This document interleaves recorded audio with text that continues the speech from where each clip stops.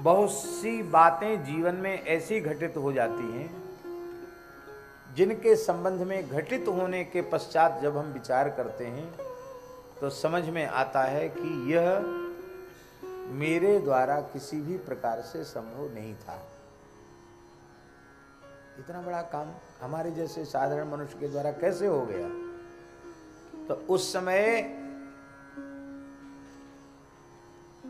यह नहीं सोचना चाहिए कि मैंने अपने श्रम, अपने पुरुषार्थ या अपने सुकृत से ये किया। गीता जी में भगवान क्या कह रहे हैं? अहंकार विमूढ़ात्मा कर्ताहमिति मन्यते। पर जो साधु पुरुष होते हैं, सज्जन पुरुष होते हैं, वो किसी भी उपलब्धि का श्रेय स्वयं नहीं लेते हैं, वे उपलब्धि का श्रेय अपने पूज्य गुरुजनों को ही प्रदान करते हैं। इसमें एक बहुत बड़ी बात है कि स्वयं अहंकार से व्यक्ति बच जाता है। हमारे पूज्य गुरुदेव भक्तमाली जी कहते थे, अहंकार किसी काम में नहीं आता।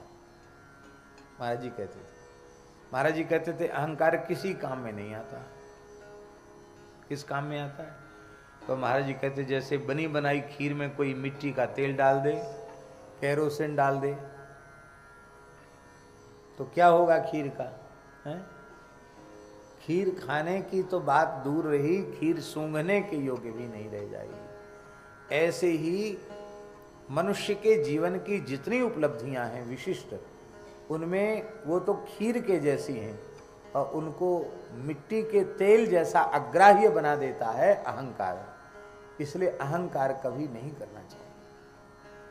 और अहंकार से बचने का साधन यही है कि हम निरंतर गुरु गोविंद की कृपा का अनुसंधान करें।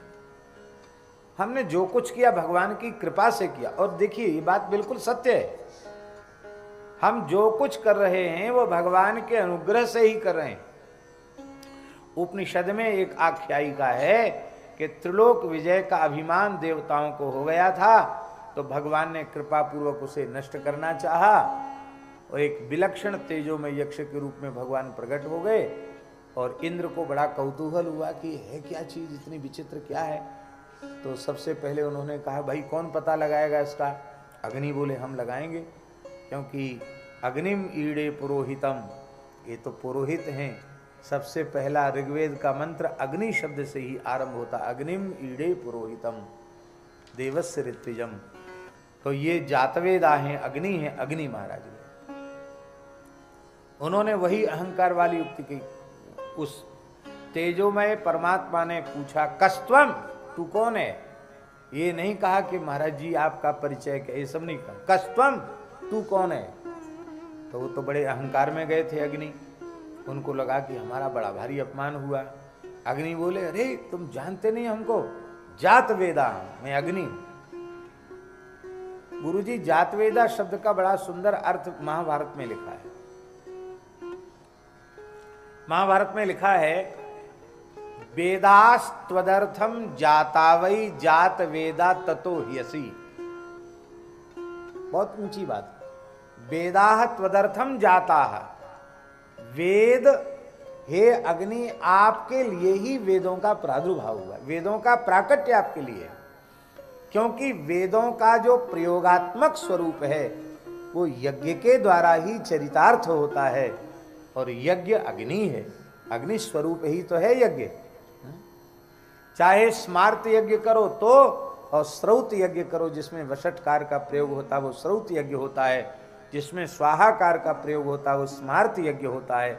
श्रौत स्मार्त किसी भी यज्ञ में अग्नि स्थापन होता है। इसलिए वेदों का प्रादुर्भाव अग्नि के लिए। जात वेदास ततो यसी, वेदास त्वदर्थम जातावई जात वेदास ततो ह्यसि। आपके लिए वेदों का प्रादुर्भाव हुआ है अग्नि, आप जात वेदा हो। क्या कर सकते हो तुम? अरे बोले क्या नहीं कर सकते, हम सारे तीनों लोगों को जला के खाक कर सकते हैं। तो भगवान ने एक कथा आपको सुन रखी होगी आप लोगों ने। भगवान ने एक छोटा तिनका, सूखा तिनका सामने डाल दिया, बोले इसको तुम जला के दिखाओ। अग्नि ने अपनी संपूर्ण सामर्थ्य का प्रयोग किया, वो तिनके को जला नहीं सके, जलाने की बात क्या चले, गरम नहीं कर पाए उसको, कम से कम गरम तो कर देते। एकदम लज्जित होके अग्नि चले गए। वायु आए, कस्तम, तू कौन है? बोले मातरिस्वा, मैं वायु मातरिस्वा। अच्छा, क्या कर सकते? बोले बलवानों में मैं सबसे बलवान हूं, प्रचंड प्रभंजन हूं, सारी धरती को सूखे पत्ते के समान उलट सकता हूं, बड़े बड़े पहाड़ों को सूखे पत्तों के जैसे उड़ा सकता हूं, इतनी सामर्थ्य है मुझ में। अरे बोलिए धरती पहाड़ पीछे उड़ाइयो, ये तिनके को उड़ा के दिखाओ, तिनका नहीं उड़ा सकता। सब देवता जब समझ न सके उस विलक्षण तत्व की महिमा को और वे निराश होकर आ गए, तो इंद्र गए तो वह विलुप्त हो गया, अंतर्धान हो गए, तिरोहित हो गए। क्यों?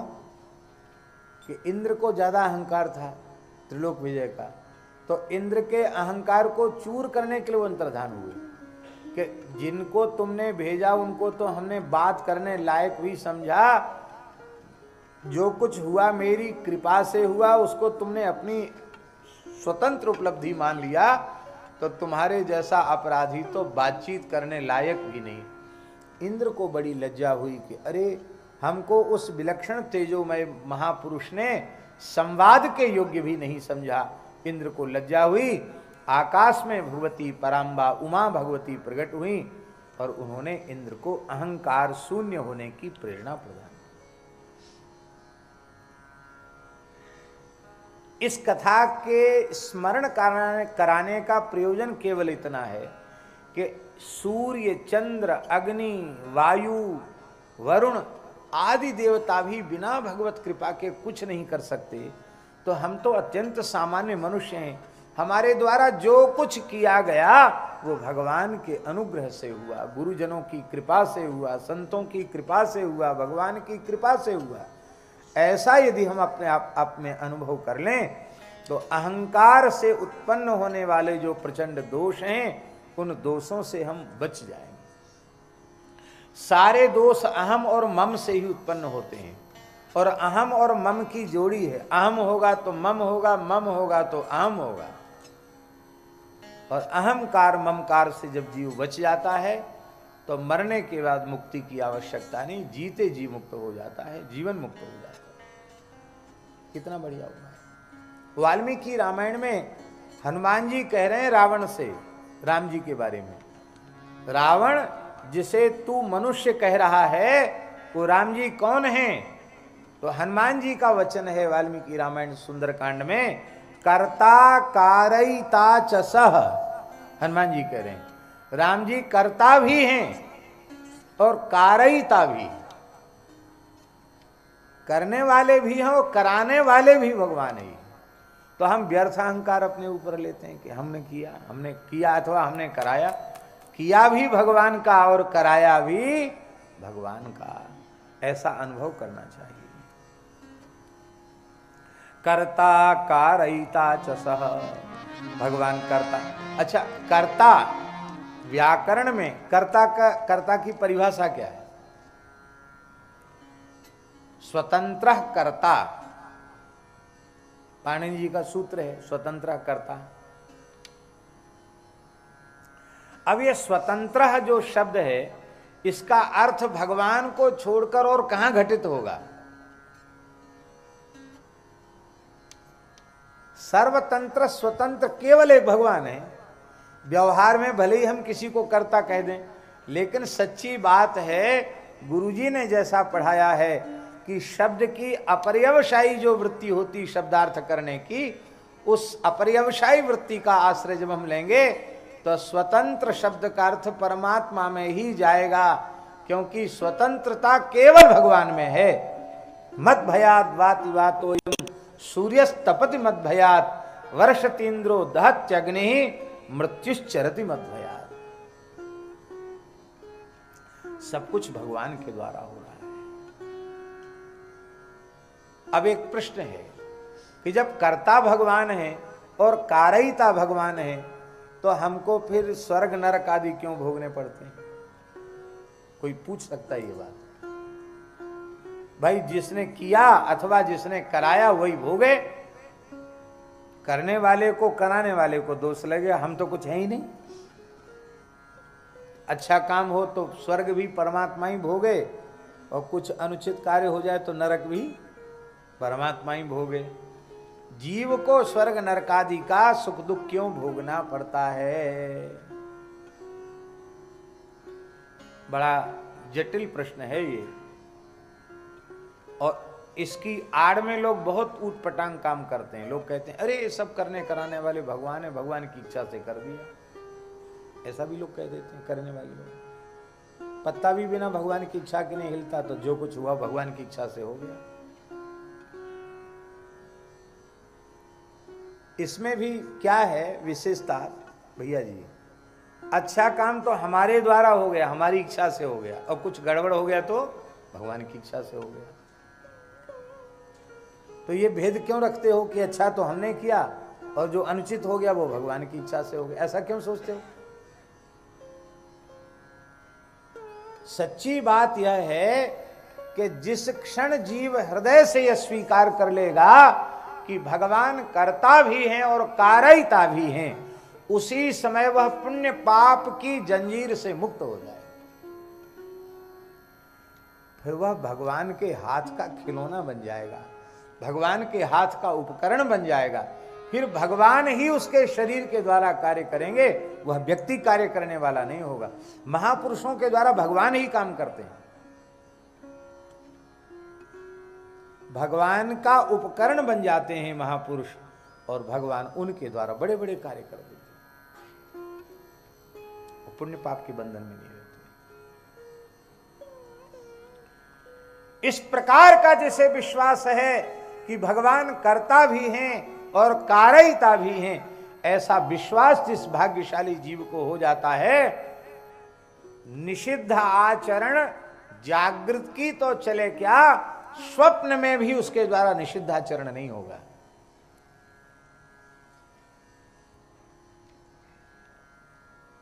ये पहचान है उसकी। हम लोग सीधे कह देते हैं उर प्रेरक रघुवंश विभूषण, पर महाराज जी बड़ी सुंदर बात कहते थे इस संबंध में, बहुत ध्यान देने योग्य बात है। महाराज जी कहते थे कि लोमस जी जैसे जो जीवन मुक्त महात्मा हैं, उनके हृदय में उर प्रेरक रघुवंश विभूषण हैं। अन्यथा पापी के अंतःकरण में निषिद्ध कर्म करने की प्रेरणा उसके पापमय संस्कार ही करते हैं, और पुण्यात्मा के भीतर पुण्य कर्म करने की प्रेरणा उसके पुण्य के संस्कार ही करते हैं।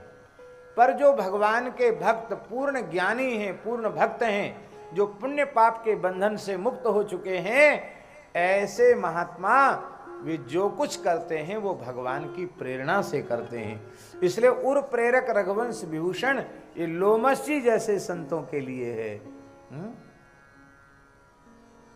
और ये भी उन्हीं के लिए है। उमा दारु योषित की नाई, सबहि न चावत राम गोसाई। वो भी उन्हीं के लिए है जो भगवान के हाथ की कठपुतली बन गए हैं। भगवान के हाथ की कठपुतली नहीं बने तो तुमको जो तुम करोगे वही तुम्हें भोगना पड़ेगा। कबीरा तेरी झोपड़ी गलकटियन के पास, जो करेगा सो भरेगा, तू क्यों होए उदास। जो करेगा उसको भरना पड़ेगा।